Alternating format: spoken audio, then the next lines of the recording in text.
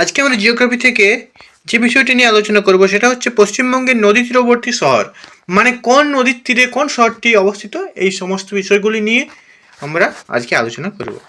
তো হুগলি নদী কোন শহরটি হুগলি নদীর তীরে আছে? হুগলি নদীর তীরে রয়েছে কলকাতা, হাওড়া, ব্যারাকপুর, চন্দননগর, ত্রিবেণী। এগুলি মনে রাখতে হবে। এরপরে পরবর্তী আসছে আমাদের মহানন্দার তীরে রয়েছে আমাদের মালদা, শিলিগুড়ি, তারপরে ইটাহার, আর রয়েছে ইসলামপুর, আর রয়েছে ইংরেজবাজার। দামোদর নদীর তীরে রয়েছে আমাদের দুর্গাপুর, আসানসোল, রানীগঞ্জ। অজয় নদীর তীরে রয়েছে কেন্দুলি, আসানসোল, ইসলামবাজার এগুলি। ভাগীরথী নদীর তীরে রয়েছে কাটোয়া, মুর্শিদাবাদ, নবদ্বীপ। কংসাবতী নদীর তীরে রয়েছে পুরুলিয়া এবং মেদিনীপুর। জলঢাকা নদীর তীরে রয়েছে আমাদের মাথাভাঙা, ধূপগড়ি।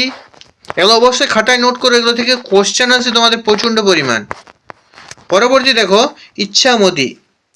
ইচ্ছামতি নদীর তীরে রয়েছে বনগাঁ, বসিরহাট। তিস্তা নদীর তীরে রয়েছে জলপাইগুড়ি, কালিম্পং। কালজানি নদীর তীরে রয়েছে আলিপুরদুয়ার। দ্বারকেশ্বরে রয়েছে বাঁকুড়া।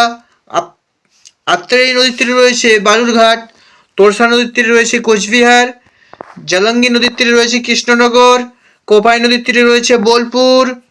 খাতায় তোমরা জলদি জলদি নোট করো, আর যারা চ্যানেলটা সাবস্ক্রাইব করেছো তারা অবশ্যই চ্যানেলটা সাবস্ক্রাইব করে দাও, আর পাশে থাকা বেল আইকনটা অবশ্যই প্রেস করে দাও।